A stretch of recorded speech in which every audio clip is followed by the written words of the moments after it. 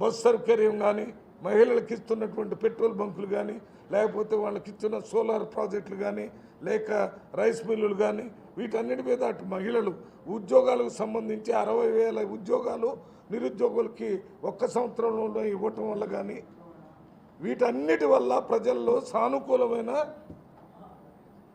స్పందన కాంగ్రెస్ వైపు తరపున ఉంది.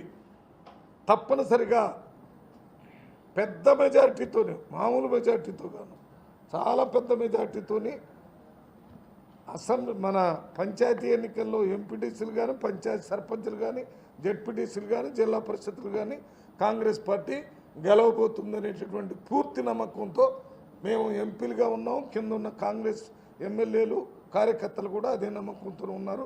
ఇది ప్రాక్టికల్గా చూసి చెప్తున్నాను. నిన్న మొన్ననే జరిగింది మా దగ్గర 19వ తారీఖు మీటింగ్.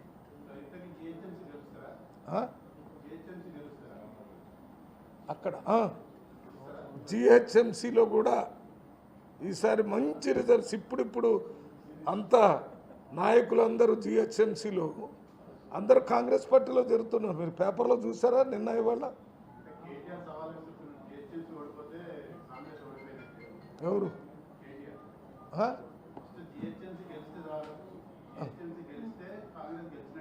ఇప్పుడు కేటీఆర్ మాట్లాడే అన్ని పిచ్చి పిచ్చి మాటలు. పిచ్చివాడు ఏం మాట్లాడుతున్నాడో తెలియకుండా ముఖ్యమంత్రిని నోటికొచ్చినట్టు తిడుతూ మేమే చేస్తాం, మాదే పరిపాలన. అరే, ఇక్కడ సంవత్సరంన్నర అయింది ఇక్కడ కాంగ్రెస్ ప్రభుత్వం వచ్చి, ఇంకా కాంగ్రెస్ ప్రభుత్వం ఉందనే విషయాన్ని మర్చిపోయి, ఒక ఎలక్టెడ్ ముఖ్యమంత్రి ఉన్నాడనే విషయాన్ని కూడా మర్చిపెట్టి నోటికొచ్చినట్టు మాట్లాడుతున్నారు. రెచ్చగొట్టి ఆయన మీద ఏదైనా దాడి జరిగితే దానికి సానుభూతి పొందాలనే ఉద్దేశంతోనే మాట్లాడుతున్నాడు తప్ప ఆయన మాట్లాడేదానికి మనం అసలు ఏమాత్రం స్పందించాల్సిన అవసరమే లేదు. ఎందుకంటే ఆయన ప్రజాస్వామ్యాన్ని పూర్తిగా వదిలిపెట్టాడు, రాజ్యాంగ విలువలను పూర్తిగా వదిలిపెట్టాడు. ఏం జరుగుతుంది, ఎందుకు మాట్లాడుతుండో ఏంటో తెలియటం లేదు.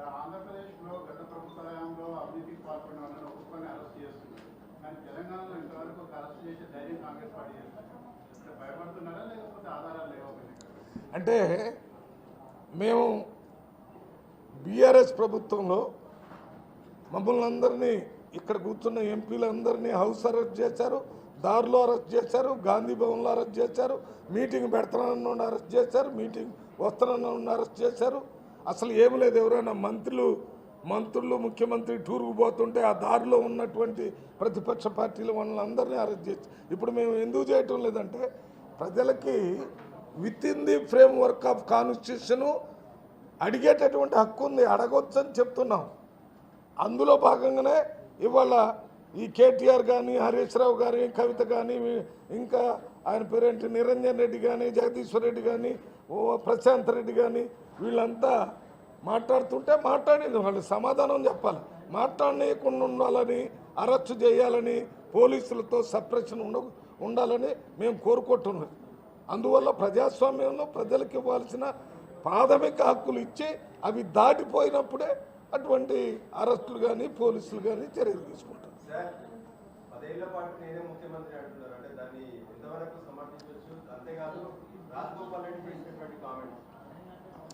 10 సంవత్సరాల వరకు కాంగ్రెస్ పార్టీ ఉంటుంది, రేవంత్ రెడ్డి గారే ముఖ్యమంత్రిగా ఉండాలనేటటువంటి స్పందన కొల్లాపూర్లో జరిగినటువంటి మీటింగ్లో దాదాపు 80,000 మంది వచ్చారు.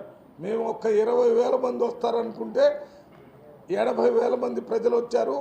ముఖ్యమంత్రి ఉండాలనేటటువంటి స్లోగన్స్ పెడితే నేనే ఉంటాను అని ప్రజలకి ప్రతిస్పందనగా ముఖ్యమంత్రి నేను 10 సంవత్సరాలు ముఖ్యమంత్రిగా ఉంటానని చెప్పాడు. ఇది కాంగ్రెస్ పార్టీకి రేపు జరగబోయేటటువంటి పంచాయతీ ఎన్నికలు వాటన్నిటికీ కూడా ఉపయోగపడేటటువంటి మాట. దీని మీద ఎవరైనా రాజగోపాల్ రెడ్డి గారు కానీ ఇంకోళ్ళు కానీ మాట్లాడేటటువంటి విషయాల్ని వాటిని కాంగ్రెస్ పార్టీ హైకమాండ్ వాళ్ళంతా చూస్తున్నారు. దాని మీద వారిద్దరితో ఏం మాట్లాడతారో మాట్లాడతారు. నా వరకు ఈ విషయాల్లో ఎవరైనా మాట్లాడే ముందు సంయమనాన్ని పాటిస్తూ మాట్లాడాలనేది నా ఉద్దేశం. అంటే సబ్జెక్ట్ ఏదైనా లేదా సబ్జెక్ట్ ఏదైనా కానివ్వండి ఆ సబ్జెక్టు గురించి మన దగ్గర పిసిసి అధ్యక్షుడు, మన ఇన్ఛార్జి మీనాక్షి, దాని తర్వాత ఇన్ఛార్జి మనకి organisation secretary KC Venugopal, Rahul Gandhi, Mallikarjuna Kharge వీళ్ళందరికీ వచ్చి ప్రత్యేకంగా చెప్పండి. కాంగ్రెస్ పార్టీ యొక్క ఇంటిగ్రిటీ ఉపయోగానికి దెబ్బ తగిలే విధంగా ఎవరు మాట్లాడకూడదు.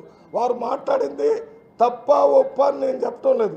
ఆ రకంగా కాంగ్రెస్ పార్టీ విషయాల్ని మనం బహిరంగంగా మాట్లాడటం వల్ల మంచిది కాదంటున్నాను. వారికి తెలియదు, రాజగోపాల్ రెడ్డి గారికి ఏ సందర్భంలో సీఎం గారు ఆ రకంగా మాట్లాడారని తెలియదు. అది మాట్లాడారు, అయిపోయింది. అది దాని మీద ఎవరు అదే అని నేను అడిగితే కదా ఆయన వివరణ ఇవ్వటానికి. మీరు ఇప్పుడు అడిగారు కాబట్టి మీకు వివరణ ఇస్తున్నాను. వారు అడగలేదు, అడిగినప్పుడు వివరణ ఇస్తాను.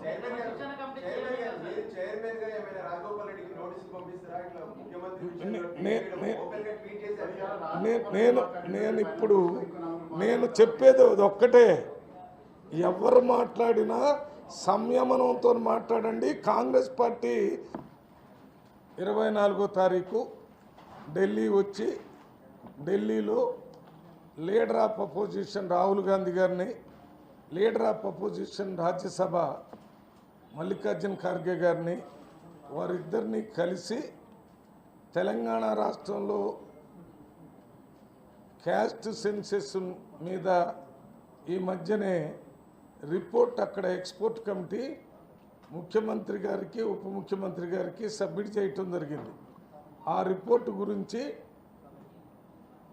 ఇద్దరు ఎల్ఓపీలు అంటే రాహుల్ గాంధీ గారిని, మల్లికార్జున ఖార్గే గారిని కలిసి వారికి ఆ రిపోర్ట్ మీద బ్రీఫ్ చేసి తెలంగాణ రాష్ట్రంలో 42% రిజర్వేషన్ ఓబీసీస్కి ఇవ్వాలని రాష్ట్ర ప్రభుత్వం తీసుకున్నటువంటి నిర్ణయాన్ని, జీవోని అమలు చేసేదానికి కేంద్ర ప్రభుత్వంలో పార్లమెంట్లో కూడా దానికి సంబంధించిన విధి విధానాలని చేసి దాన్ని అమలు చేసే విధంగా సహాయం చేయాలని అడగటానికి మరి ముఖ్యమంత్రి, ఉప ముఖ్యమంత్రి గారు 24వ తారీఖు వస్తున్నారు. అదే 24వ తారీఖు ఉదయం ఈ ఇద్దరు నాయకులను కలిసిన తర్వాత 24 సాయంత్రం 5 గంటలకి ఇందిరాభవన్లో ఇండియన్ నేషనల్ కాంగ్రెస్కు సంబంధించిన ఎంపీలు అందరూ 100 మంది అందరికీ ఈ క్యాస్ట్ సెన్సెస్ మీద